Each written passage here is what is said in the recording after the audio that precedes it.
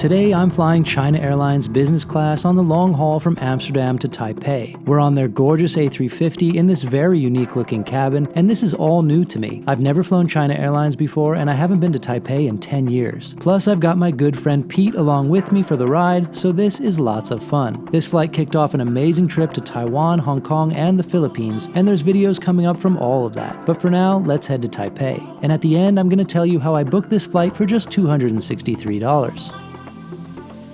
By the way, if you're new here, I'm Gabe Lee. You might know me from the Flight Radar 24 YouTube channel. I've started this channel as a place to put more travel, trip reports, and airline reviews, while the Flight Radar channel is more focused on behind the scenes, cockpit flights, that kind of thing. My goal is to bring you the best in travel, delivered in high-quality videos. Whether you're planning a trip and doing research, or just want to come along and enjoy the ride with me, I insist on flying and traveling well, and I want to help you do the same.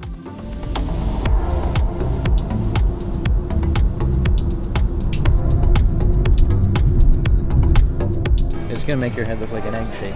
That's fine. Okay. Welcome to Amsterdam Schiphol Airport. I'm here for a very special flight today, not only because of the airline, but also because I've got Pete with me here, who is a longtime friend. Today we're flying 13 hours, Amsterdam to Taipei, on an airline and aircraft I've never tried before.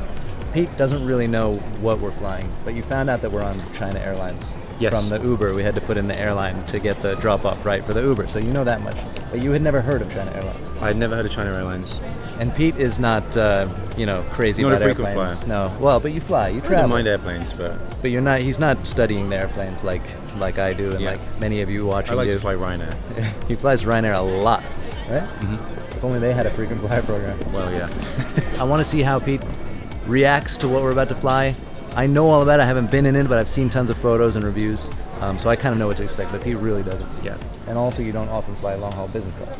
No. So we're gonna go check in. Let's do this. Okay. Great. Good.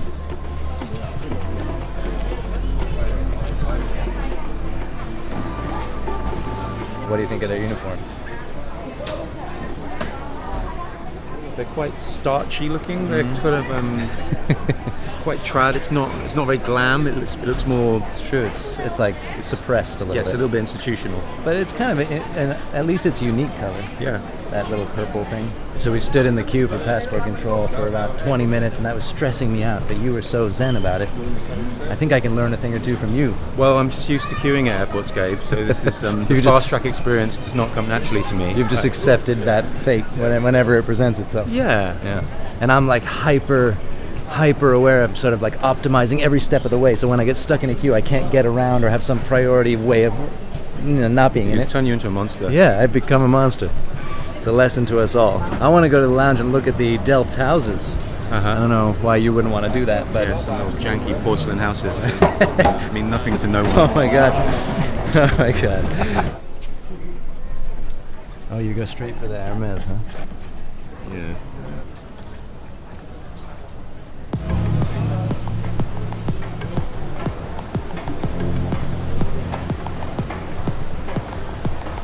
Aren't they lovely? You know, they are kind of nice.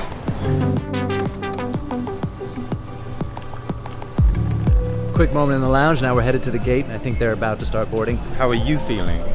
I'm really excited to see this cabin. It's kind of a unique way they've made the cabin look.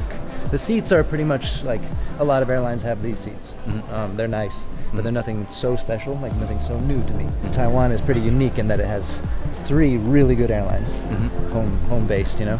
So you've got EVA Air, or EVA Air, they're green planes. You've got China Airlines, and you've got a new one called Starlux. It's Okay. kind of space-themed. Yeah. I haven't tried any of those, actually, except for a short flight on EVA. Space-themed airline. Yeah. Wow. I mean, not really on board, but they have a kind of space thing going on. Yeah, their lounges are called something like Space Travel Lounge or something weird like that. But anyway, they're all great, and they're all quite different. Because what I'm normally looking out for when I board a plane is, can I sneak my slightly oversized bag, which I haven't paid for because I haven't bought premium, I haven't bought priority boarding with Ryanair. Can I get that into an overhead bin, or am I going to have to put it between my legs? Well, you for the whole can flight? you can drop all those worries today. Okay, I feel lighter. Take a load off. Yeah, Yeah. exactly. You have nothing to worry about. Great.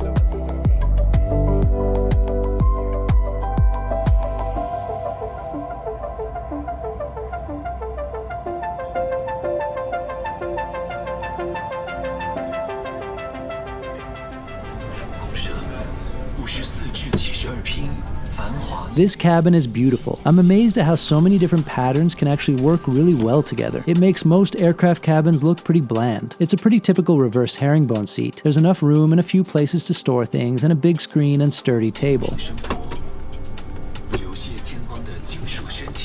Great. Got a little Game Boy. Yeah. I'm going to do it straight away. Dear passenger, the entry door is closed. For safety reasons, please switch off all electric devices into the flight mode and make sure Wi-Fi function has been turned off. According to the CA regulations and for your own safety, please fasten your seatbelt when seated. We'll get more into the seat a little later. For now, check out this stunner of a takeoff.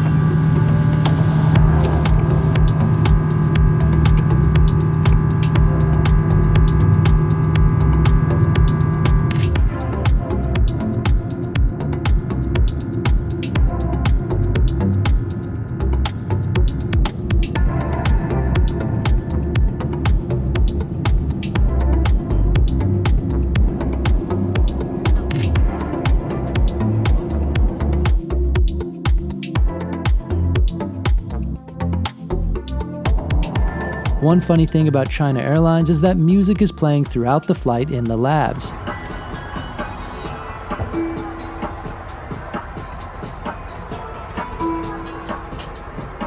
The cabin colors and lighting make it a really cozy place to lounge around. How about the Eagle Talon lamp? I'm loving this. You also get slippers, of course, and some so-so headphones. The seat is well padded and comfortable, and the footwell is not too cramped either. Mr. Lane, my name is Function. These are today's menu and beverage list. Would you like to take a look? Thank you.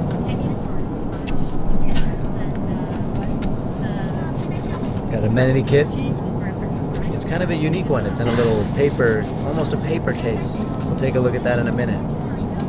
And menu. I got an email about pre-order, so I decided to try that out. I usually don't pre-order, but I thought it might be worth doing, I guess. Since it seemed clear that I wanted one option over the others, and I wanted to make sure I would get the Chinese breakfast. I think I probably didn't need to worry, but especially the Chinese breakfast, I wanted that instead of the Western one. So I'm most interested now in the wine list, but I'm also going to check out what's in the menu in terms of starters and all that. The question is, do they whack on all the cabin lights and wake everyone up for breakfast 2.5 hours before, or do they go about it in a little bit more of a restrained way so people can sleep? They must be aware. She seemed to be aware that people are wanting to sleep on this one. So hope for the best. Always love looking at the drinks list. Lunch service starts with champagne in my case. China Airlines are serving Didier Chopin, one I've never heard of but which tasted great.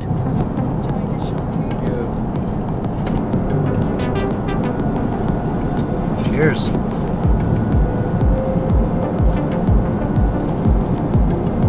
I hadn't heard of this champagne before, but it's actually really tasty. Very happy with that. Plus some Japanese-style rice crackers in a little bag and an amuse-bouche. The coasters, really sweet. Cute little coasters. I had gotten a sunglass one before, just sort of drawing of sunglasses on it before, and they also have one with a little airplane. It's so nice. Check it out.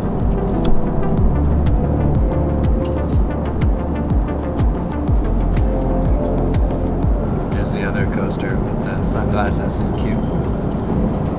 It looks like a date with some stuff inside.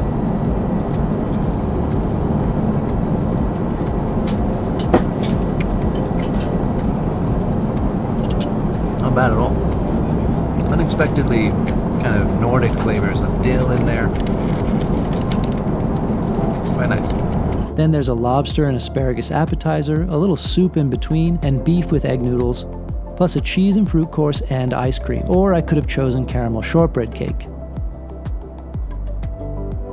I'd say this was not the most memorable meal I've had in the air, but it was an impressive amount of food and it all tasted good. Silverware is nothing special, but I like how it says China Airlines here on the back.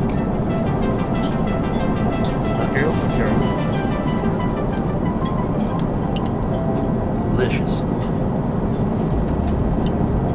I'm not really a soup person, but this is so good.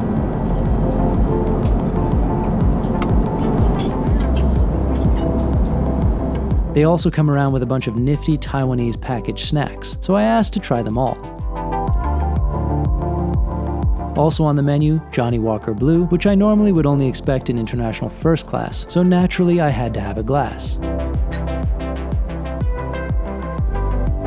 It's fun that you can chat between seats. That's not a feature I've seen much. On the other hand, the selection of movies is pretty poor. There are a couple of interesting options, but it's not very extensive. There's quite a bit of weather up here. We're still passing through turbulence. Haven't been able to get up and take the seatbelts off yet, but interestingly, I thought this was the Amenity kit. I actually knew they had these special kits. I'd seen photos of them, but I forgot about them. So look what's inside here. North Face. Bold colors for sure, but it's a real case. I think all Amenity kits should be reusable for a long time, you know. I like the little carabiner as well. And a very basic eye shades. Hand lotion, sanitizing gel, and lip balm. Looks like probably earplugs. China Airlines box. Little strap for, I guess, connecting, like hanging around your neck. I can walk around Taipei with this around my neck. Do you think I should do that? Hairbrush. Toothbrush, standard. Contents are a little underwhelming, I have to say.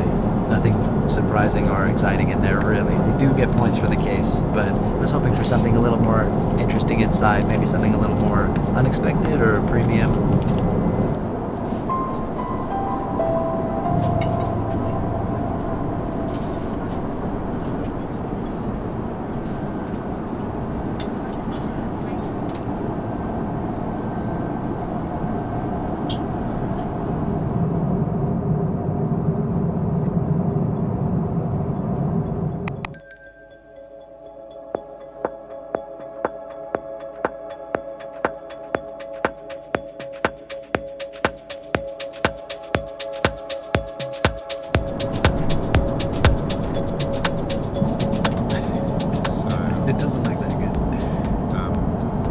So quickly, impressions of this aircraft and business class?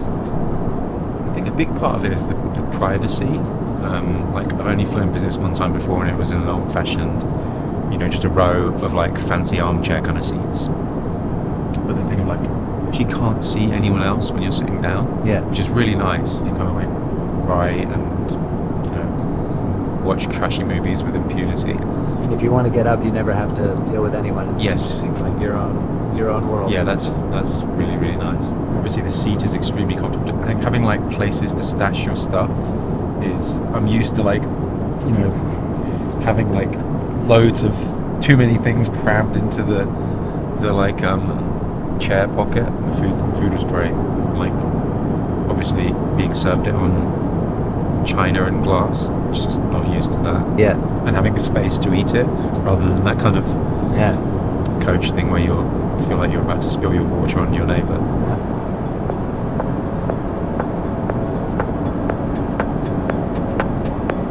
We're about 3, maybe 4 hours into this flight, still 8 or 9 hours left to go. It's a pretty long one. I don't usually do these longer 13-hour flights these days.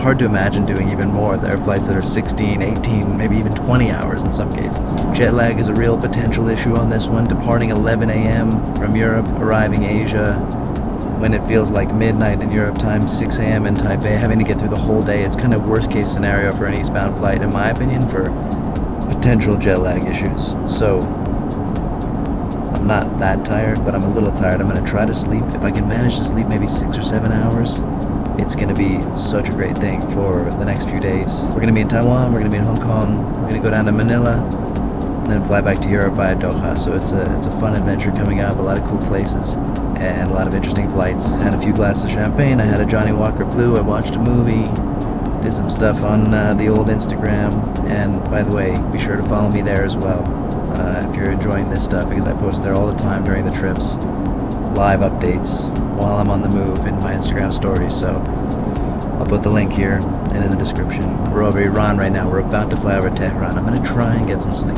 Try and see if I can manage to sleep right now, and hopefully for more than a couple of hours. We'll see how it goes. Like I mentioned, the seat is nice and soft, and in bed mode, that's a really good thing. Although I did find it was a little lumpy, as seats can be when you convert them into beds. There's a little mattress topper which I had to work out how to attach. Flight attendants never offered to make the bed. The blanket and pillow are great, and overall it was quite a comfortable way to rest. Though the 11 a.m. departure of this flight made that a little difficult. On a proper overnight, I think this would be a very decent place to sleep. Good night, Eagle Talon lamp.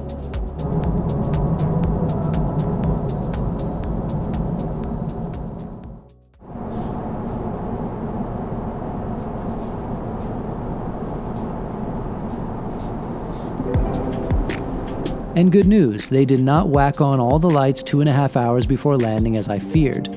There's a mid-flight snack available beyond the packaged stuff they keep out in the galley. The choice is between a small sandwich or dumplings, so I have to of course go for the dumplings. And the drink I order is a kind of bubbly peach tea, which is delicious.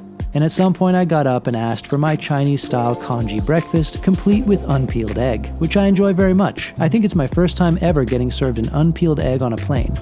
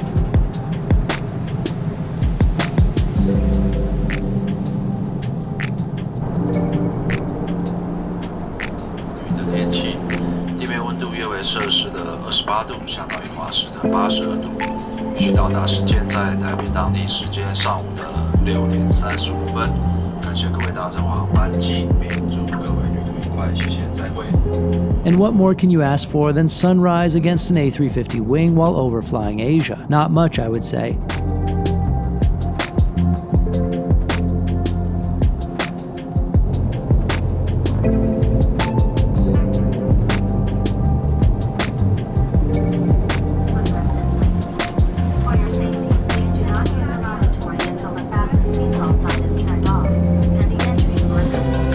So, how did I book this? I used Flying Blue miles, which aren't always the killer deal they once were, but are still an important part of my arsenal when booking premium cabins. This long-haul one-way on China Airlines cost 80,000 points plus $263, and it's bookable directly on the Air France and KLM websites.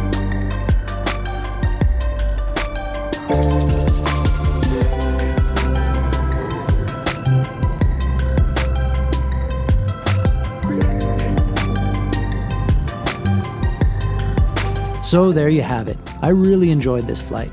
In some ways, I think of China Airlines as Taiwan's number 3 airline in terms of quality. I hear EVA is amazing and Starlux is possibly even more so. I'm eager to try all of them, but if this is the 3rd best airline in Taiwan, then they are doing very well because I could hardly find any fault with this trip and I'd gladly fly them again.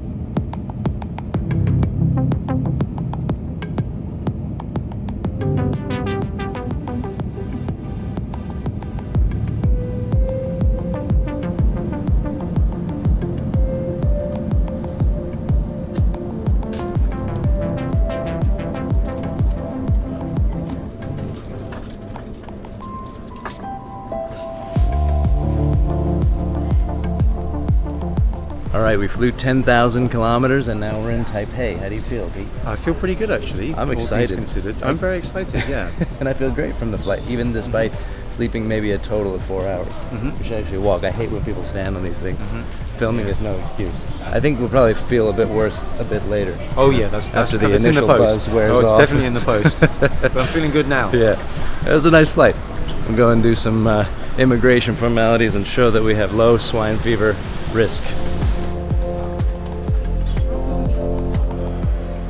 Then we go look for the closest possible place to eat some mochi and breakfast buns, and that is just downstairs from the main terminal, so that's fantastic.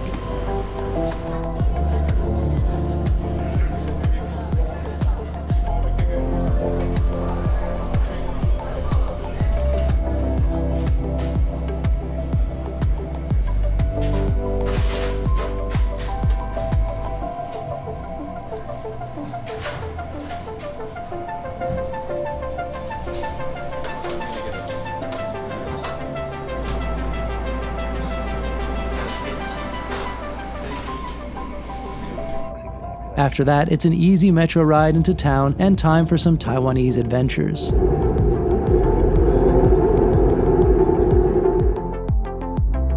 Thanks for coming along.